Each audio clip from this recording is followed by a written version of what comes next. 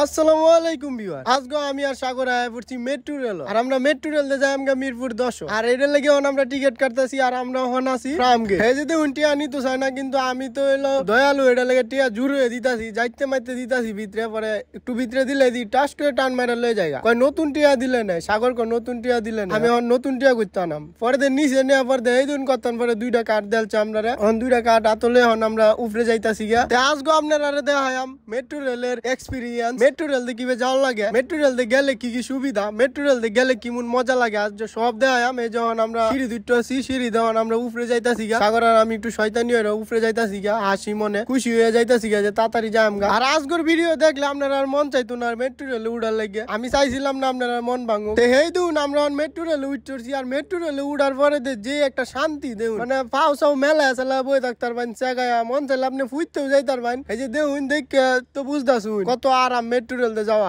মনে মানুষের মাথা মানছে গাইতেছে, মানে একজনের গাম আর একজনের লাগতেছে। যদি এসিটা না থাকতো একটা অজ্ঞান হয়ে পড়ে যায় লুকাইলে। আমি আর কি আরাম। পরে অনেকক্ষণ ধরে অপেক্ষা করার পর একটু ফাঁক পাইছি, এই ফাঁকে পরে দাঁড়িয়ে ক্যামেরাটা ঘুরানির জায়গা পাইছি, পরে দাঁড়িয়ে ভিডিওটা করলাম। আজকের ভিডিওটা এলাকাতেই সবাই ভালো থাকেন, আল্লাহ হাফেজ।